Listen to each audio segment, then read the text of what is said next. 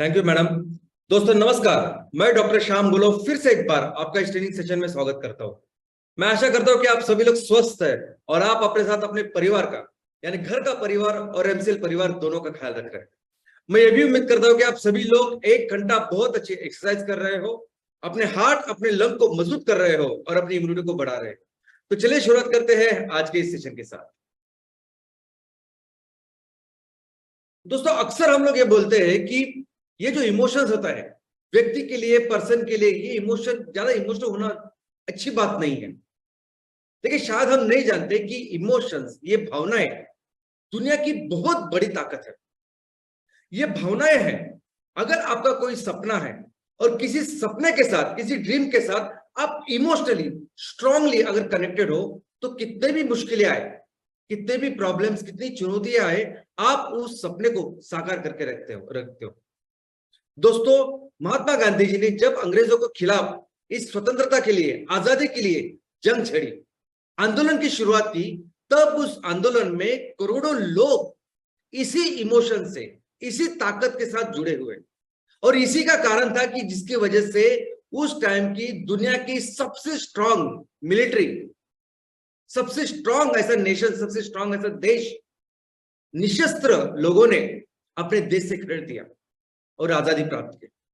दोस्तों ये जो इमोशंस होते हैं, अगर एक सही पर्पस हो तो ये लोगों को नहीं, समाज को नहीं, तो पूरे देश को बदल सकती है। इस इमोशन की शुरुआत हमारे घर से भी होती है। हम अपने भाई बहन के साथ इतने जो स्ट्रांगली कनेक्टेड होते हैं, वो इसलिए नहीं होते कि हम बायोलॉजिकली एक ही माँ, एक ही पिताजी के संतान होते हैं या बच्चे होते हैं। हम इसलिए कनेक्टेड होते हैं कि हम इमोशनली हमारे भाई और बहनों के साथ कनेक्टेड होते हैं। और ये इमोशन में इतनी ताकत होती है कि दुनिया की कोई भी प्रॉब्लम हो, कोई भी समस्या है, इस समस्या को सिर्फ हम इमोशन के साथ, इसकी ताकत के साथ सॉल्व कर सकते हैं। अगर मैं बिजनेस की बात करूं तो बिजनेस में सब कुछ इमोशन के पर ही चलता है, ऐसा कहना भी मुमकिन है। दोस्तों किसी भी सेक्टर में बिजनेस करने वाली कंपनियां ये चाहती है कि उनके जो कस्टमर्स है, उनके जो ग्राहक है, इमोशनली उनके साथ कनेक्ट हो।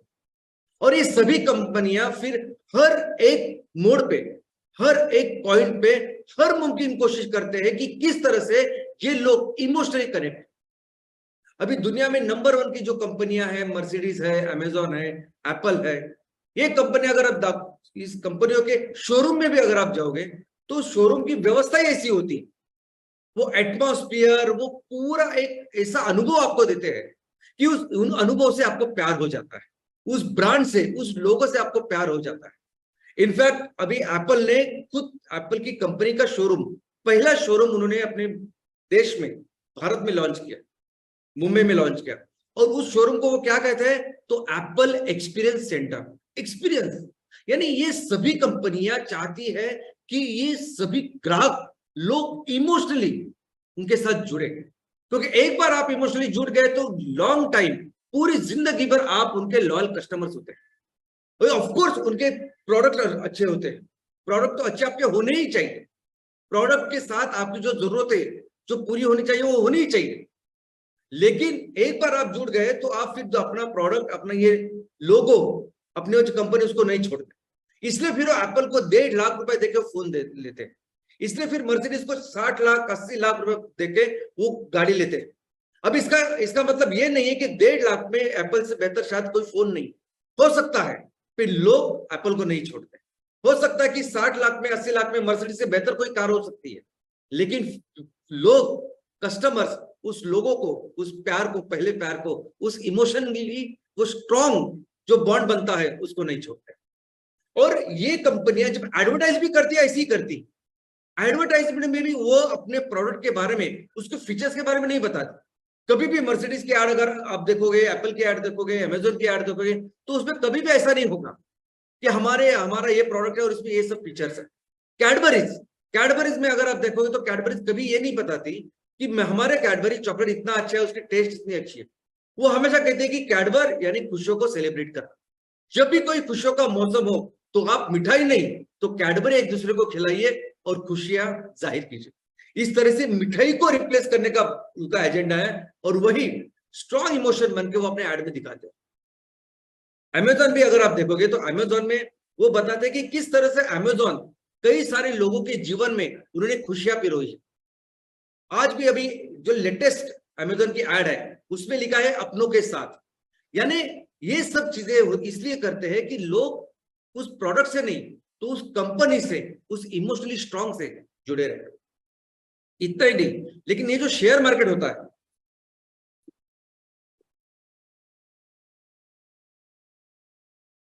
अपने देश का शेयर मार्केट, इनफैक्ट दुनिया का कोई भी शेयर मार्केट, ये शेयर मार्केट भी चलता है सेंटिमेंट्स के ऊपर, इमोशंस के ऊपर। आपने बहुत बार अखबारों में पढ़ा होगा, आपने टीवी में देखा होगा कि आज सेंसेक्स इतना, इसमें इतनी उछाल आई या इतनी गिरावट हुई। आज शेयर मार्केट का सेंटिमेंट ये है। ये न्यूज में भी वो बार बार इस सेंटिमेंट, इस शब्द का उपयोग करते, इस इमोशन के शब्द का उपयोग करते। किसका सेंटिमेंट? कौन सा सेंटिमेंट? तो दोस्तों इन्वेस्टर, निवेशकों का सेंटिमेंट। निवेशक किसी कंपनी के बारे में बहुत उनको आत्मविश्वास होता है कि ये कंपनी आगे चल के बहुत अच्छा काम करेगी, ये कंपनी आगे चल के हमें बहुत अच्छा रिटर्न देगी। भले ही जो परफॉर्मेंस है आंकड़ों में वो अलग होता है, लेकिन किसी कंपनी के बारे में उनको वो कॉन्फिडेंस होता है। ओके, या किसी कंपनी के बारे में उनको डर लगता होता है कि इस कंपनी के आगे जाके क्या होगा, क्या वो करेंगे। तो किसी कंपनी, जिस कंपनी के बारे में उनको डर होता है, चिंता होती है, तो उसके शेयर नीचे आते हैं। अभी ये जो भावनाएं हैं किसी कंपनी के परफॉर्मेंस के बारे में, बहुत बार तो उसका जो आज का जो परफॉर्मेंस उससे कोई लेना देना नहीं होता उसका। ये भावनाएं उनके मन में कैसे पैदा होती है, कैसे निवेशक, इन्वेस्टर, उनके मन में वो आत्मविश्वास तैयार होता है या डर तैयार होता है, कहां से उत्पत्ति होती है इस भावनाओं की? तो ये उत्पत्ति होती है उस कंपनी के प्रमोटर से, उस कंपनी के ओनर से, उस कंपनी के डायरेक्टर से। वो कंपनी के डायरेक्टर, जो मेन प्रमोटर है, वो क्या सोचते हैं अपने कंपनी के बारे में, उनपे कितना आत्मविश्वास है अपने कंपनी के बारे में। फिर वो आत्मविश्वास, वो जो भावनाएं फिर इन्वेस्टर, जो निवेशक है, उनमें आती है। कई सारी कंपनियां हैं जिस कंपनी का पूरा भविष्य बदल कर रख दिया उन प्रमोटर के आत्मविश्वास ने, उनकी ये स्ट्रांग भावनाओं ने, इमोशंस ने। और ऐसा बहुत ही सटीक एग्जांपल है एप्पल का। एप्पल दुनिया की आज नंबर 1 कंपनी है, लेकिन एक समय ऐसा था कि एप्पल पूरी तरह से डूब चुकी थी। सिर्फ 6 महीने बाकी थे एप्पल को बंद होने के लिए, और इसी 6 महीने पहले एंट्री हुई स्टीव जॉब्स के। वही स्टीव जॉब्स जिन्होंने इस कंपनी की स्थापना की थी, लेकिन उनको निकाल दिया गया। वही उन्होंने एंट्री की 6 महीने पहले, और ना कि सिर्फ उन्होंने अपने एप्पल को, उस कंपनी को डूबने से बचाया, लेकिन उन्होंने इस कंपनी को दुनिया की नंबर 1 कंपनी बनाई। और वैसे ही कहानी जिलेट की है। जिलेट आज की तारीख में हमारे देश में भी अगर आप देखोगे तो ग्रूमिंग, मेंस ग्रूमिंग होगी, वुमेन्स ग्रूमिंग होगी, ये शेविंग वगैरह, उसमें नंबर 1 ब्रांड है। इतना बड़ा ब्रांड है, इतना बड़ा बिजनेस जिलेट करता है कि कोई दूसरी कंपनी जिलेट के आसपास भी नहीं है। लेकिन एक समय ऐसा था कि जिलेट भी उस कगार पे था, बंद होने के कगार पे था। लेकिन वो प्रमोटर्स जो ओनर है, उन्होंने फिर वो हिम्मत, वो आत्मविश्वास अपने लोगों में, इन्वेस्टर्स में, सब में भरा, और फिर उस इमोशन के साथ फिर उन्होंने अपनी कंपनी को वहां तक को लेके गया।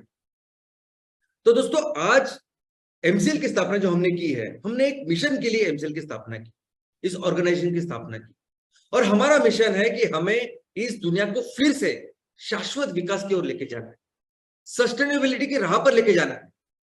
क्योंकि करोड़ों सालों से प्रकृति ने, इस धरती माँ ने इस दुनिया का ख्याल रखा है। 450 करोड़ साल पहले इस धरती का जन्म हुआ। 350 करोड़ सालों से करोड़ों जीव हमारे इस दुनिया में, धरती पे रहते हैं। अलग अलग तरह के वनस्पति, प्राणी रहते हैं। हम सिर्फ 2 लाख साल से अभी इस दुनिया के ऊपर, लेकिन हम अपने विकास के नाम पर, डेवलपमेंट के नाम पे इस तरह की तबाही हमने की है कि इस धरती माँ ने इस करोड़ों जीवों का ख्याल रखने के लिए एक व्यवस्था की है जिसका नाम है पर्यावरण, जिसका नाम है इकोसिस्टम, और उसको पूरी तरह से बिगाड़ के हम लोगों ने रखा है। इस व्यवस्था इस तरह से बिगाड़ी है कि आज हर दिन 150 से लेकर 200 जीव, जिसमें वनस्पति है, प्राणी है, ये हमेशा के लिए ये दुनिया धरती छोड़ के लुप्त हो रहे हैं। लुप्त होने का मतलब उनका एक भी अवशेष, उनका एक भी नमूना या एग्जाम्पल अभी इसमें नहीं है। मनुष्य भी एक जीव है, हमारे इस जीव के 750 करोड़ इतने नमूने हैं, इतनी आबादी है हमारी, और ये जो 150-200 जीव हमेशा के लिए लुप्त हो रहे हैं, उनका अभी एक भी नमूना भी रहेगा नहीं, एग्जाम्पल अभी रहेगा नहीं।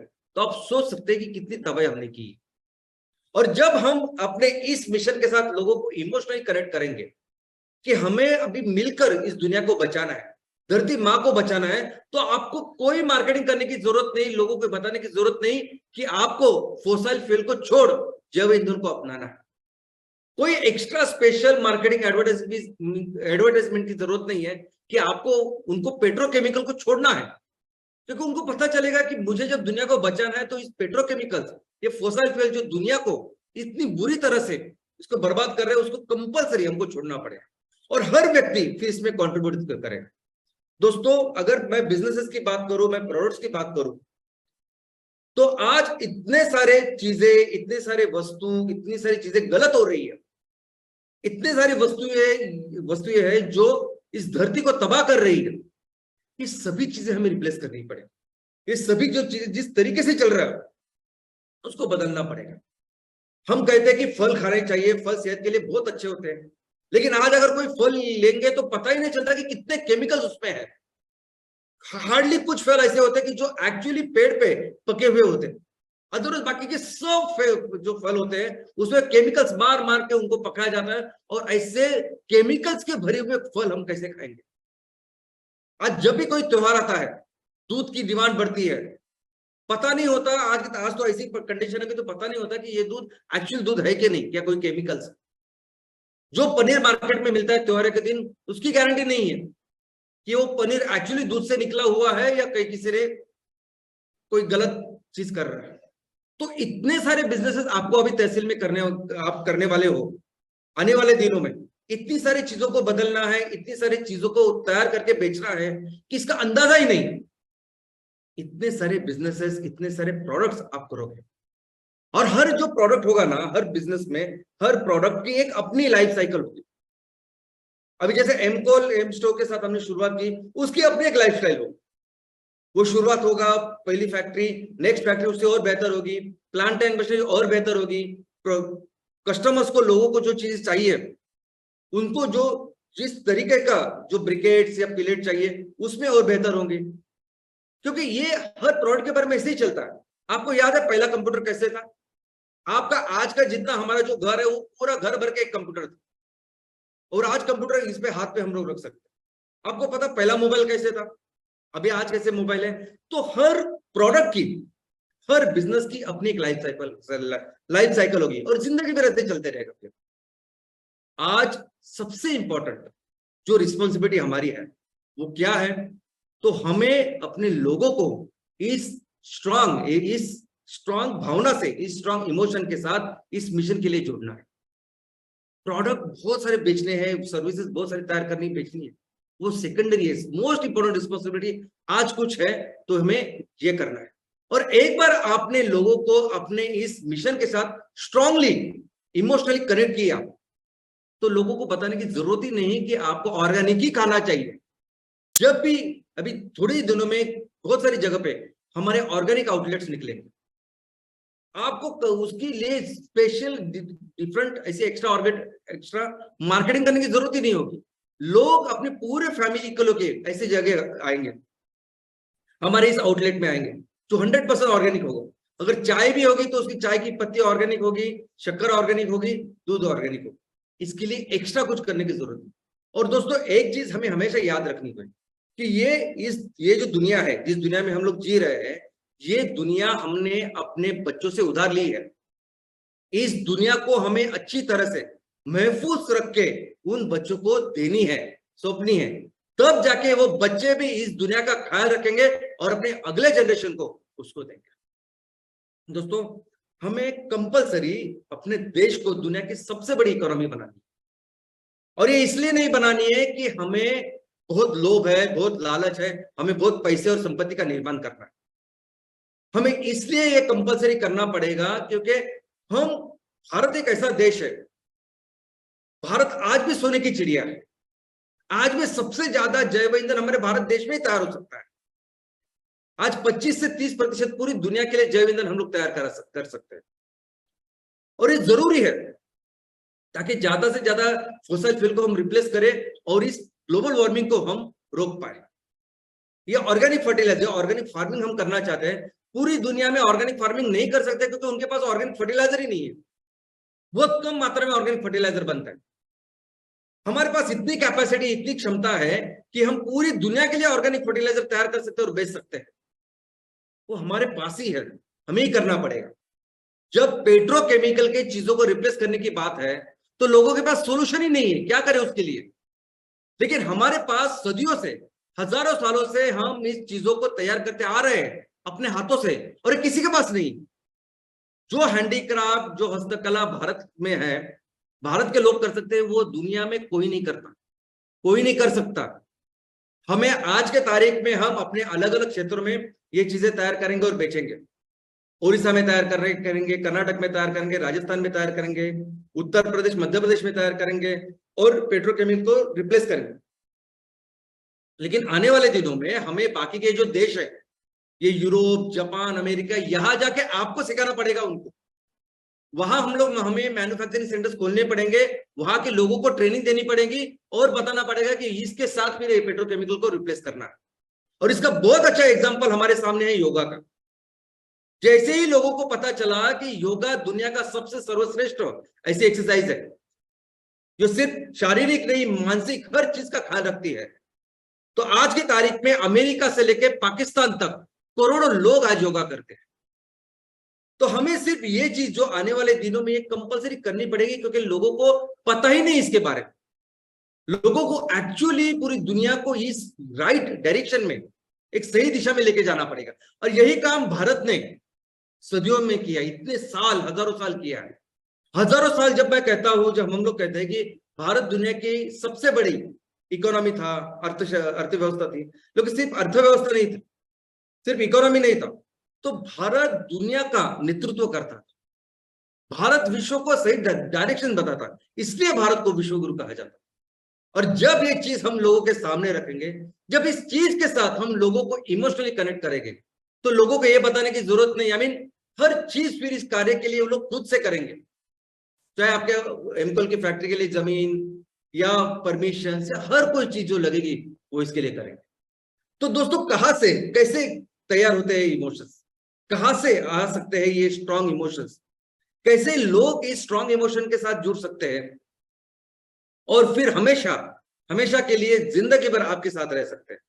तो दोस्तों, ये स्ट्रॉन्ग इमोशन के लिए जरूरत होती है एक राइट पर्पस की, एक नेक उद्देश्य की। एक नेक उद्देश्य के साथ आप लोगों को जोड़ सकते हैं। एक ऐसा उद्देश्य जो लोगों के लिए हो, लोगों की भलाई के लिए हो, समाज के भलाई के लिए हो, अपने देश के लिए हो, इनफैक्ट पूरे मानव जाति के लिए हो। अगर ऐसे किसी नेक उद्देश्य के साथ अगर आप सिंसियरली काम कर रहे हो, अगर आप मेहनत से काम कर रहे हो, अगर आप दिल लगाकर हार्डवर्क कर रहे हो, तो लोग आपके साथ ऐसे जुड़ते हैं। एकदम से इमीडिएटली, यानी आज आपने काम शुरू किया, इमीडिएटली जुड़ेगा ऐसा नहीं होता। लेकिन एक बार उनको समझा कि आप किस तरीके से सिंसियर हो, आई मीन आपकी नीयत कितनी साफ है, तो लोग करते हैं। अभी देखो, कई सारे एग्जांपल आपके आजू बाजू, लेकिन ये जो दो एग्जांपल है अफरोज शाह और ग्रेटा थनबर्ग का, वो ऐसा एग्जांपल है जो हमेशा आप कभी भी गूगल करेंगे, देखेंगे तो आपको इनके बारे में पूरी जानकारी मिलेगी। अफरोज शाह करके ये आदमी हमेशा जब जाते थे समुद्र के ऊपर, वो इतना कचरा था, पड़ा रहता था, तो उनको बहुत बुरा लगता था। उनको लगता था कि मैं इसको साफ करूं, ये अच्छा होना चाहिए। और इसी नेक मकसद के साथ फिर उन्होंने डिसाइड किया, कोई आए ना आए, कुछ हो ना, लेकिन मैं करूंगा। बिना किसी उद्देश्य, बिना किसी स्वार्थ के उन्होंने खुद से ये काम करना चालू किया। हफ्ते भर वो अपना काम करते थे, संडे को जैसा टाइम मिलता थे अकेले जाते थे, 1 घंटा 2 घंटा जितना भी टाइम हो, वो उस समुद्र के किनारे को साफ करते थे, बिना किसी स्वार्थ, बिना किसी अपेक्षा के। ऐसा वो हर संडे करते थे, हर संडे। 8वें संडे, यानी लगभग 2 महीने बाद 8वें संडे उनको 2 लोग ज्वाइन हुए। उन्होंने उनको कहा कि हम देखते हैं कि आप हर रविवार को आते हैं, हर रविवार को अकेले ये कचरा साफ करते रहते हैं, और एक बहुत अच्छा, एक नेक का काम कर रहे हैं। हम लोग भी आपका सहायक, आपके साथ रहेंगे, हम आपको सहयोग करेंगे। और इस तरह से उनकी ये मूवमेंट, ये काम चालू हुआ। और अभी आज इतने सारे लोग इमोशनली कनेक्टेड है इनकी इस नेक चीज के साथ, कि सभी सेलिब्रिटी, सभी लोग आज आते हैं और वो उनका साथ देते हैं। सिर्फ भारत के नहीं, परदेश से भी लोग आते हैं और उनका साथ देते हैं। अभी अमिताभ बच्चन को क्या जरूरत है उनके पास जाने की और वो कचरा साफ करने की? अमिताभ बच्चन साहब इतने बड़े हैं, इतना ग्लैमर उनके पास है, तो उनको ये कुछ करने की जरूरत नहीं। लेकिन उन्होंने वो किया क्योंकि दिल से वो लोग कनेक्टेड है, उनको लगता है कि ये काम अच्छा है, ये करना चाहिए। और ये उनका जो काम है वो सिर्फ मुंबई के लिए या भारत देश के लिए सीमित नहीं है। तो आज उन्होंने पूरी दुनिया के लिए दुनिया का सबसे बड़ा बीच क्लीनअप प्रोग्राम उन्होंने तैयार किया और वो दुनिया के यूनाइटेड नेशंस के एम्बेसडर है। दोस्तों ऐसा ही काम इस बच्ची ने किया ना, ग्रेटा थनबर्ग ने सिंसियरली एक अच्छे उद्देश्य के साथ सिंसियरली काम किया। बैठी रही वो, कोई अपेक्षा नहीं थी उसके पास, लेकिन उसी एक अच्छे मकसद के साथ इतने सारे लोग कनेक्ट हो गए, स्ट्रांगली कनेक्ट हुए, इमोशनली कनेक्ट हो गए कि 1 साल के बाद उसने दुनिया के सबसे बड़ा आंदोलन तैयार किया। इस बच्ची ने जब ये 15 साल की थी तब से उसने आंदोलन चालू किया और आज 5 साल के बाद, 5-6 साल के बाद उसने इस तरह का वो काम कर रही है कि हर साल उसको नोबेल का नॉमिनेशन हो रहा है और ऑफकोर्स उसको नोबेल मिलेगा। तो दोस्तों ये सभी लोग, और ऐसे कई सारे एग्जाम्पल आपके आजू बाजू पे होंगे, ये सभी लोग जो काम कर रहे हैं ये अपने अपने तरीके से काम करने की कोशिश कर रहे हैं, अवेयरनेस करने की कोशिश कर रहे हैं, अलग अलग जो प्रॉब्लम्स है उसको सॉल्व करने की कोशिश करते हैं। लेकिन सोचिए दोस्तों, आपका क्या कॉन्ट्रीब्यूशन रहेगा? आप जब अपने गांव में अपने लोगों के डे टू डे के जो प्रॉब्लम्स है, जो परेशानियां है, उनके आज का दिन का जो हाल है, भविष्य के बारे में जो कुछ है, उसके बारे में सॉल्यूशन लेके जब आओगे, आपका क्या कॉन्ट्रीब्यूशन रहेगा? क्यों नहीं लोग आपको भी महात्मा कहेंगे? दोस्तों जब आप अपने तहसील को एक सुजलाम सुफलाम राज्य बनाने की बात कर रहे हो, सिंसियरली उसके ऊपर काम कर रहे हो, तो दोस्तों क्यों ना लोग हमेशा आपको याद रखेंगे, हमेशा आपको पूछेंगे। इस तरह का कॉन्ट्रीब्यूशन आपका हो सकता है। और ये काम करने के लिए हमें क्या करना है, मैं आपको, हमें अपने एक अच्छे उस नेक मकसद के साथ लोगों को अपने साथ स्ट्रांगली इमोशनली कनेक्ट करना है। बस यही सबसे इंपॉर्टेंट काम आज की तारीख में है। हमारा वो नेक मकसद क्या है? तो हमारा वो नेक मकसद, हमारा वो काम, हमारा वो मिशन है 5E। पहला ई यानी क्या? तो एनवायरनमेंट, पर्यावरण का संवर्धन, एनवायरनमेंट कंजर्वेशन। आज हमारे तहसील में, हमारे गांव में, शहरों में जो हवा, जिस हवा में हम सांस लेते हैं वो कितनी प्रदूषित हो गई है। जो पानी, जिस पानी की वजह से हमारा गांव बसा, हमारी शहरें बसी, आज कितना खराब करके रखा है। हर तरह हमने, अभी जैसे मैडम ने कहा कि वेटलैंड, हर एक अपने अपने इकोसिस्टम, अलग अलग इकोसिस्टम को हमने बिगाड़ के रखा है। और हम जब इस मिशन के साथ आएंगे कि हमें कंपलसरी हमारे इस पर्यावरण का ख्याल रखना है, तो कई सारे लोग ऐसे हैं जो अपने आप इससे जुड़ेंगे, क्योंकि वो हमेशा चाहते हैं कि कोई तो आए और इसके लिए काम करे। क्योंकि इस प्रदूषण की वजह से कई सारे लोगों का सिर्फ हेल्थ ही नहीं, उनकी रोजी रोटी, उनका भविष्य सब कुछ खतरे में आ चुका है। और जब आप लोगों के साथ कनेक्ट करोगे, लोग जब आपके साथ इस मिशन के लिए कनेक्ट हो गए, तो लोगों को ये बताने की जरूरत ही नहीं कि पेट्रोकेमिकल को बंद करना चाहिए, और हमारे लोग जो तैयार करेंगे उसके सस्टेनेबल चीजों के साथ काम करना चाहिए। लोगों को ये बताने की जरूरत नहीं कि मुझे वो एलपीजी बंद करना है और मुझे एमकोल और एमस्टो के साथ काम करना है, मुझे पर्यावरण का ख्याल रखना है। दूसरा ही 100% एम्प्लॉयमेंट। हमें अपने तहसील में जितने भी महिला है, जितने भी पुरुष है, जिनको आज काम की जरूरत है, रोजी रोटी की जरूरत है, वो 100% एम्प्लॉयमेंट हम देंगे। ये अगर हमारा मिशन है, ये इतना इंपॉर्टेंट, ये इतनी इंपॉर्टेंट चीज है कि आज इस रोजी रोटी के लिए, काम के लिए, रोजगारी के लिए लोग अपना गांव शहर छोड़ के बहुत दूर दूर तक जाते हैं और वहां जाके झोपड़पट्टी में जाके बसते हैं। कई दिनों तक वो अपने घर में भी जा नहीं सकते। अभी मैंने देखा इस गर्मी की छुट्टी में लोग अपने घर नहीं जा सकते। एक तो उनको पैसे बचाने होते हैं, दूसरा वो उनको लगता है कि अगर मैं अपना एक काम धाम छोड़ के जाऊं तो ये काम शायद मेरे हाथ से चला गया, तो ऐसी परेशानी उनको रहती है। और ऐसे जगह में जब आप आएंगे और बोलेंगे कि हमें अपने तहसील में जितने भी लोग हैं, गांव में, शहरों में, उनको 100% एम्प्लॉयमेंट देनी है, और इस चीज के साथ जब लोग इमोशनली कनेक्ट हो गए, तो मुझे बताइए, स्विट्जरलैंड की एक कंपनी, एक छोटा सा स्विट्जरलैंड जैसा देश, उसकी एक कंपनी नेस्ले, जहां 18,000 से 20,000 करोड़ का मैगी बेच रही है, क्यों लोग खरीदेंगे उसको? हमारे लोग जो करेंगे तैयार, उसको खरीदेंगे ना फिर।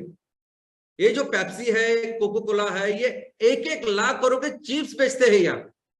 5-5, 10 क्यों लोग खरीदेंगे? जब लोगों को पता चलेगा कि हमारा मिशन है कि हमारे लोगों को रोजगार मिलना चाहिए, तो हमारे लोग जो तैयार करेंगे उसको ही खरीदेंगे हम। इस भावनाओं के साथ लोग जुड़ेंगे, आपको उसकी एक्स्ट्रा अलग से मार्केटिंग करने की जरूरत नहीं। दोस्तों, हमारा तीसरा जो ई है वो है एम्पावरमेंट। हमारे किसानों का, हमारे सेल्फ महिला बचत गट है, उनका सक्षमीकरण। ऐसा भारत देश, जिस भारत देश के 60% लोग कृषि इस व्यवसाय में है, वहां क्या क्या परिस्थिति है किसानों की हमारे आंखों के सामने। 6 महीने, 9 महीने, साल भर काम करते, उसके बाद क्या उसके साथ होता है ये हमें पता है। और अभी अगर हमने ये मिशन लिया कि हमें किसानों के लिए खड़ा होना है, किसानों का सक्षमीकरण करना है, और इस चीज के साथ जब आप लोगों को जोड़ेंगे तो आपको एक्स्ट्रा मार्केटिंग करने की जरूरत है कि हमारे किसानों ने जो तैयार किया वो फसल है, उसकी जो ऑर्गेनिक फार्मिंग की जो चीजें उसको हमें खरीद दीजिए, लोग खरीदेंगे, खुद से खरीदेंगे। जो बायोफ्यूल, जो जैव ईंधन हमारे किसान अगर तैयार कर रहे हैं और हम उसका उपयोग करेंगे, तो क्या जरूरत है उस परदेश से हम लोग एलपीजी लेके आए और उसको पैसे दें। तो एक बार अपने आप लोगों को जोड़ा इन चीजों के साथ, तो लोग अपने आप इस चीज को करेंगे। चौथा हमारा ये है, हमारा चौथा ये है कि 100% economic development of each and every family. हमारे तहसील में हर परिवार को एक अच्छा रिस्पेक्टेबल इतना इनकम मिलना ही चाहिए। कई सारे ऐसे परिवार हैं हमारे गांव में जो आज भी जंगल में रहते, जंगल की सुरक्षा भी करते हैं, लेकिन ऐसी परिस्थिति में रहते हैं जिस परिस्थिति में 1000 साल पहले मनुष्य जीता था। ऐसे उनके बारे में कहते हैं, रिटर्न इसमें कहते हैं।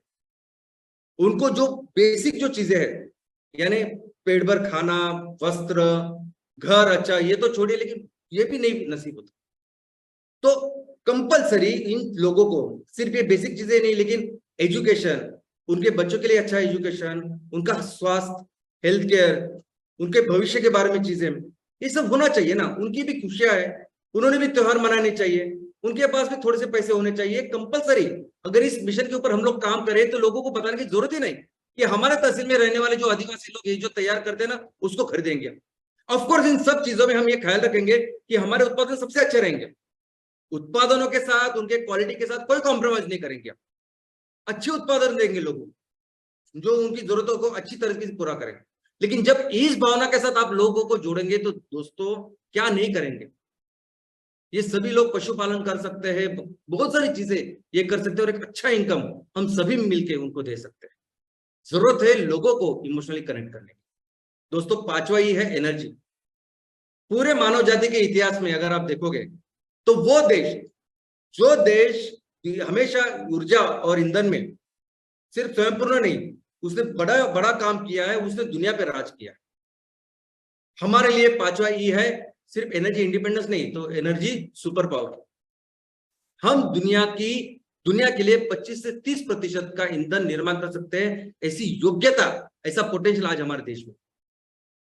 और बात सिर्फ इतिहास की नहीं है कि जिसके पास ऊर्जा और ईंधन होता है वो क्या कर सकता है, पूरी दुनिया पे कैसा राज करता है। आज हमारे आंखों के सामने भी है ना।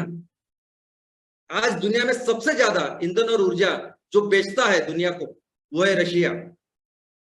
दुनिया के लिए 10% वो माल बेचता है, और इसकी इतनी हिम्मत होती है, इतनी जरूरत होती है कि पूरे देश उसको चेतावनी देते हैं। पूरे देश बोलते हैं कि हम आपके ऊपर ये करेंगे, वो करेंगे, किसी की नहीं सुनता वो। और यूक्रेन पे हमला बोल देता है, और वो तीसरे युद्ध को, महायुद्ध की शुरुआत करता है ऑलमोस्ट। इतनी हिम्मत कहां से आती है? ये सभी यूरोपियन देश जो कहते हैं कि नहीं, हम आप ऐसा करने के बाद हम ऐसा करेंगे, नाटो के सब मिलिट्री वहां भेजेंगे, कुछ नहीं करते कोई। क्योंकि पूरा यूरोप को 40% नेचुरल गैस ये रशिया सप्लाई करता है। यूरोप की जो जरूरत होती है आज की तारीख में ईंधन और ऊर्जा की, वो इसके हाथ में है, रशिया के हाथ में। तो अगर रशिया 10% ईंधन और ऊर्जा के साथ ये कर सकता है, तो अपना भारत देश जो दुनिया के लिए 25 से 30% अगर ईंधन और ऊर्जा का निर्माण करेगा तो क्या कर सकेगा। और इस चीज के साथ, इस भावना के साथ, इस मिशन के साथ अगर आप लोगों को जोड़ेंगे तो लोग हर तरीके से अपना कंट्रीब्यूशन देंगे। तो फिर आपको बताने की जरूरत नहीं कि हमें एमसीएनजी प्रोजेक्ट करना है, एमकोल प्रोजेक्ट करना है, ऐसे करना है। लोग मिलके हम लोग ये सब करेंगे। दोस्तों, ये सब जो चीजें हैं ना, ये मिशन के साथ लोग कैसे जोड़ते हैं, तो इसके लिए बहुत सिंसियरली हार्ड वर्क या मेहनत करनी पड़ती है। और हम ये इसकी अपेक्षा ही नहीं कर सकते कि हम आज हमने बात बताई, हम लोगों के भले के लिए बोल रहे हैं, सब अच्छा है, आज से ही लोगों ने मेरे साथ जोड़ना चाहिए। नहीं होगा, आज नहीं होगा। लोग, आप अपेक्षा मत कीजिए, क्योंकि अभी तक लोगों के सामने कई सारे अलग अलग तरह के लोग आए हैं।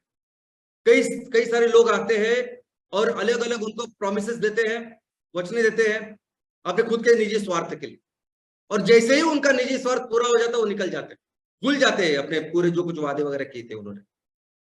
और ऐसे जगह पे जब आप भी आ रहे हो और कुछ बोल रहे हो, तो वो कैसे भरोसा रखे आपके ऊपर, हमारे ऊपर, कि आप भी उनमें से वैसे ही नहीं हो करके।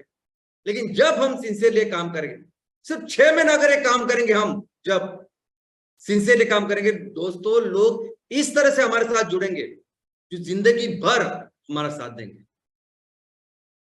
और ये जो लक्ष्य हमने रखा है, ये जो मिशन हमारा है, दुनिया को सस्टेनेबिलिटी की राह पर लेके जाना, ये जो लक्ष्य हमने अपने देश के इकोनॉमी के लिए रखा है, या लोगों को इकट्ठा करके उस सुपर पावर बनने का रखा है, अभी इसके लिए एक्चुअली क्या बिजनेस मॉडल है, क्या स्ट्रैटेजी, इसको भी समझना जरूरी है।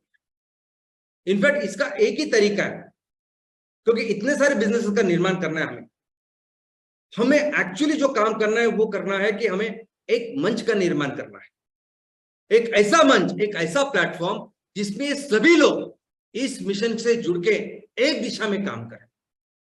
आप समझ रहे हैं, हमें एक मंच का निर्माण करना है, ये सबसे इंपॉर्टेंट रिस्पॉन्सिबिलिटी हमारी है।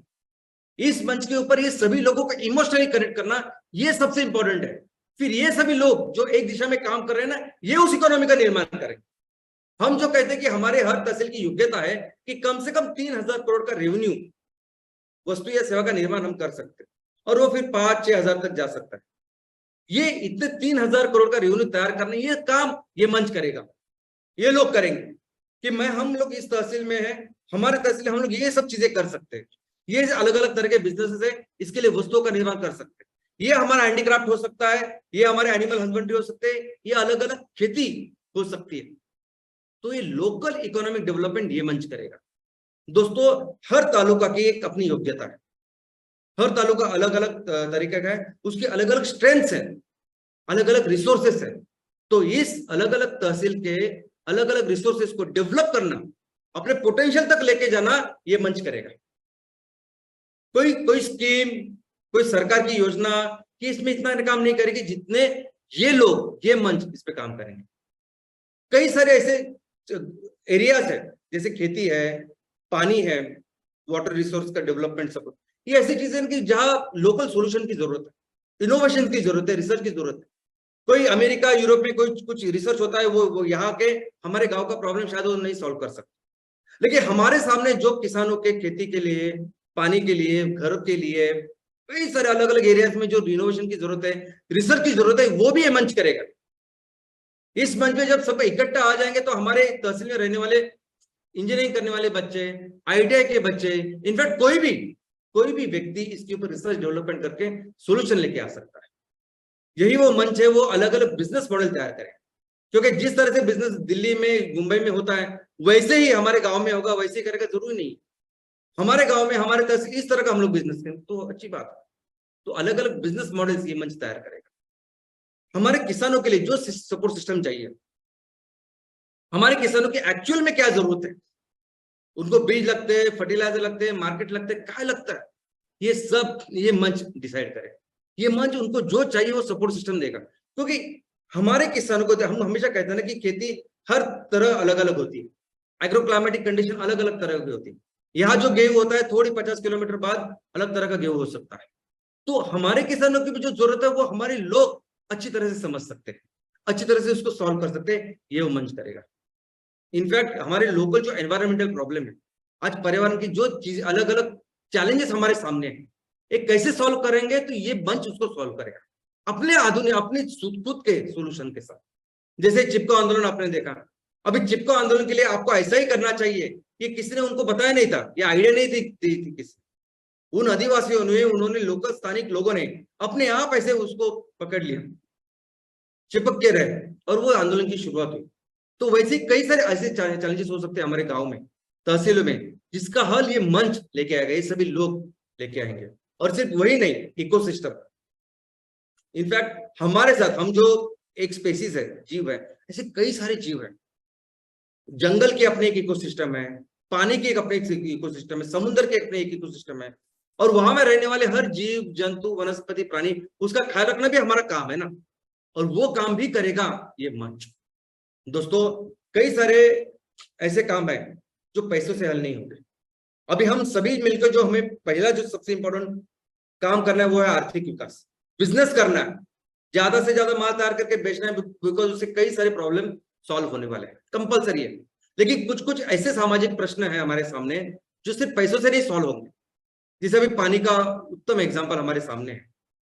अगर कुदरत हमें साल भर में 1 महीना भी पानी देती है तो इसका मतलब वो पानी काफी है साल भर हमें इस्तेमाल करने के लिए, अगर हम उसका सही इस्तेमाल करें।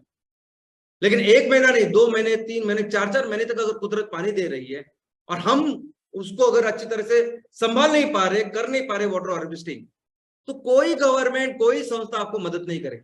ये लोगों को ही करना पड़ेगा। जब तक लोग आएंगे नहीं अपने गांव के लिए, शहर के लिए, तब तक ये मुमकिन ही नहीं है। अगर हमें अपने गांव को, अपने शहर को 100% कचरा मुक्त करना है, 0 वेस्ट करना है, कोई संस्था, कोई दूसरी बाहर की एजेंसी ये काम अपने लिए नहीं करेगी। हमें करना पड़ेगा, गांव वालों को करना पड़ेगा।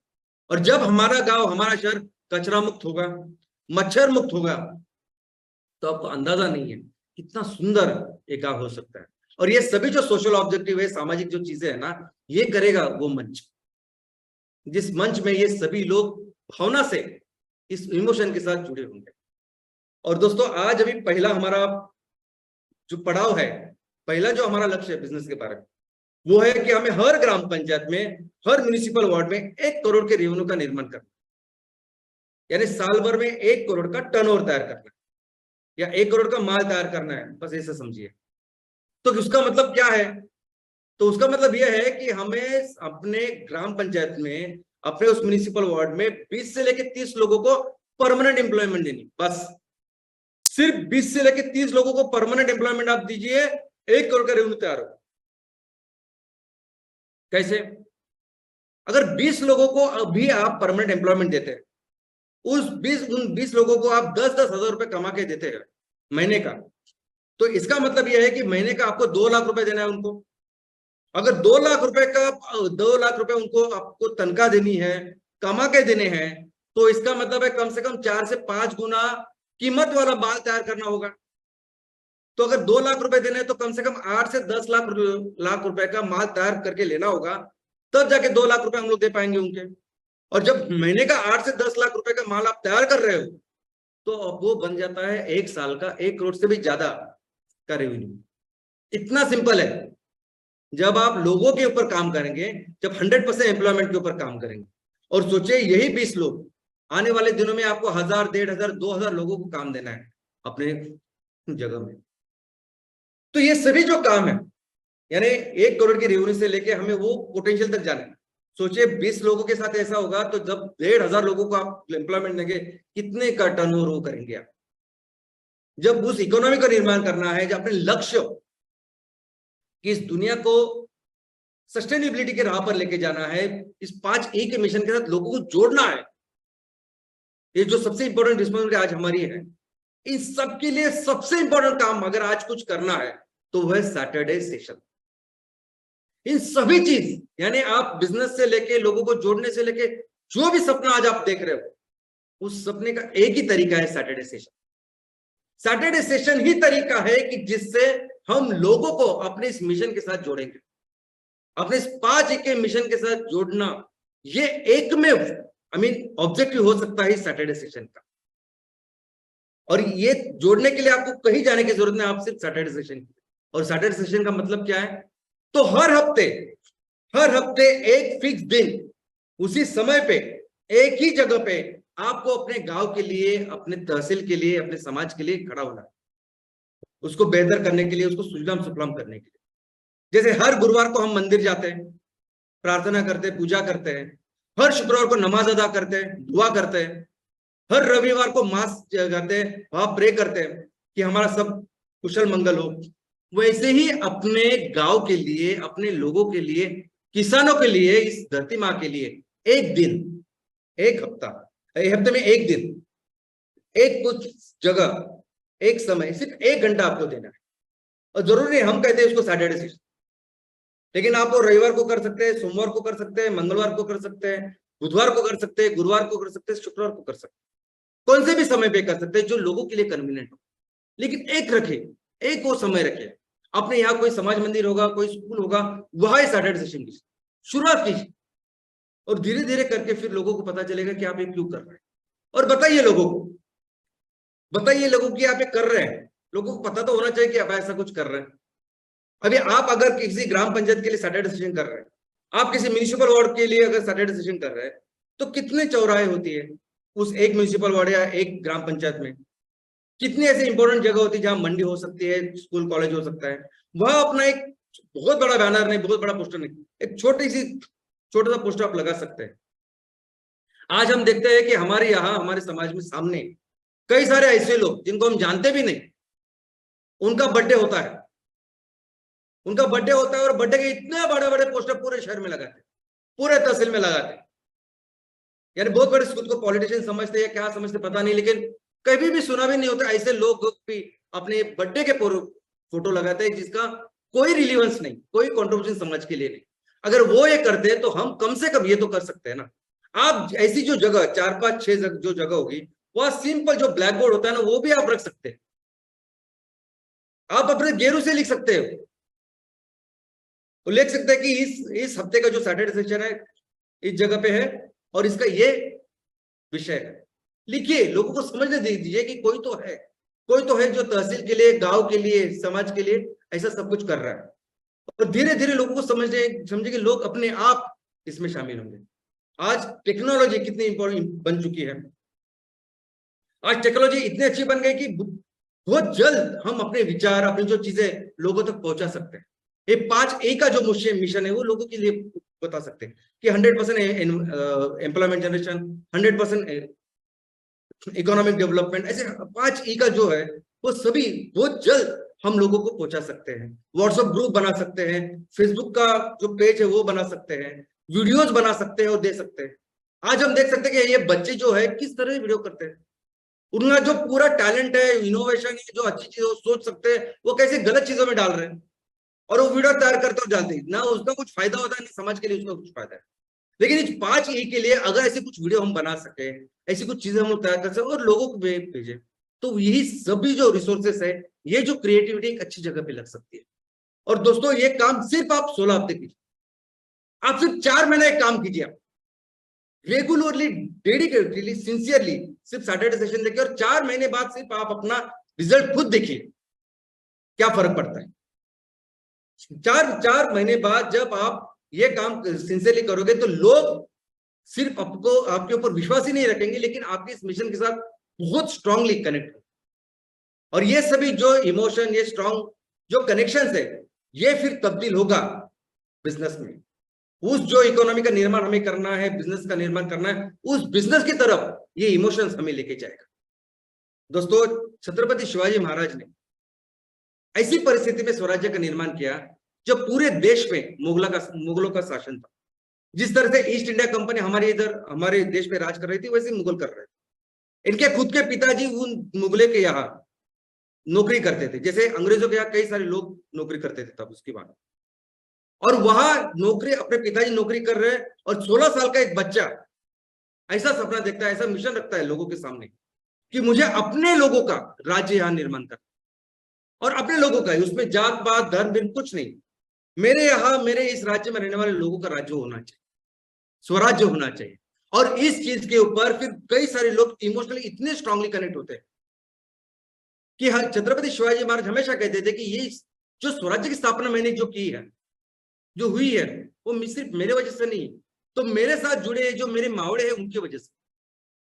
पिछले साल एक फिल्म आई थी जो आपने शायद देखी होगी, जिसका नाम था तानाजी। अजय देवगन की मूवी थी, और तानाजी मालुसरे ऐसे ही एक छत्रपति शिवाजी महाराज के पर्सन जो इमोशनली करेक्ट है, उनके ऊपर वो मूवी थी। तो ऐसे कई सारे लोगों ने जो छत्रपति शिवाजी महाराज के इस मिशन के लिए पूरी तरह से इमोशनली 100% जो कनेक्टेड थे, उनके समर्पण की वजह से उस स्वराज्य का निर्माण हुआ। और दोस्तों, हमारे भी आज ये रिस्पॉन्सिबिलिटी है। हमारा भी एक ही काम है कि हमें उस सपने के लिए, उस मिशन के लिए लोगों को इमोशनली कनेक्ट करना है। वो इमोशनली उस एक अच्छे भावना के साथ, जो सबसे बड़ी ताकत है, उसके साथ कनेक्ट करना है। और ये बहुत इंपॉर्टेंट काम, क्योंकि आने वाले दिनों में बहुत ही जल्द इस बायोफ्यूल के लिए, ऑर्गेनिक फार्मिंग के लिए, इस एमईपी के लिए कई सारी ईस्ट इंडिया कंपनी वर्जन 2 हमारे देश में और ज्यादा आक्रामक होने वाली है।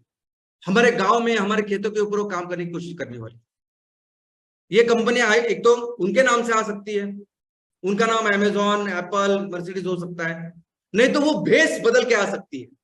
यहाँ की अपने देश की कोई स्टार्टअप हो सकती है, उनके नाम से वो आ सकती है। हमें लगेगा कि ये तो अपने देश की कंपनी है, लेकिन हमको ये पता ही नहीं होगा कि वहां की उसकी 95% जो इक्विटी है वो फॉरेनर के पास है, किसी चाइनीज के पास है, अमेरिकन के पास है। और वो आएंगे, उनका पहला काम क्या होगा कि जो भी अपने इस सेक्टर में काम करने वाले पहले उनको पूरी तरह से एलिमिनेट करें और फिर अपने टर्म्स पे ये पूरा मार्केट कंट्रोल करें। फिर वो किसानों को बोल सकते हैं कि आप 1 रुपए से क्यों एमसीएल को निप्रकाश दे रहे, हमें दीजिए, हम आपको 2 रुपए देंगे। और भाई एक बार उनको कंट्रोल आ गया तो फिर वो चाराने भी देंगे, आटाने देंगे, उनके ऊपर रहेगा दोस्तों। लेकिन अगर ये किसान, अगर ये लोग हमारे से इमोशनली कनेक्ट हो, तो 2 रुपए क्या 3 रुपए भी अगर देंगे तो लोग कोई वहां जाएंगे, कोई वहां जाएगा। हमेशा डट कर हमारे साथ वो खड़े रहेंगे, क्योंकि उनको पता होगा जिस कंपनी के लिए वो काम कर रहे हैं वो कंपनी किसानों की, लोगों की है, वो भविष्य लोगों का है। और फिर किसी की हिम्मत नहीं होगी, किसी भी बाहर की कंपनी की हिम्मत नहीं होगी कि वो यहाँ आए और फिर से हमारे लोगों को गुलाम बनाए और फिर से यहाँ ऐसे बिजनेस करे जो जिस तरीके से अभी बाजू के सेक्टर में लोग काम कर रहे हैं। इस एक बार हमने एक काम कर लिया तो दोस्तों मिलकर हम देश को फिर उस पोटेंशियल तक लेके जा सकते हैं जिसकी काबिलियत हम रखते हैं, और फिर से दुनिया में नंबर 1 की इकोनॉमी अपने देश को बना सकते हैं और अपना देश फिर से दुनिया का नेतृत्व कर सकता है। जय हिंद, जय एमसीएल, धन्यवाद।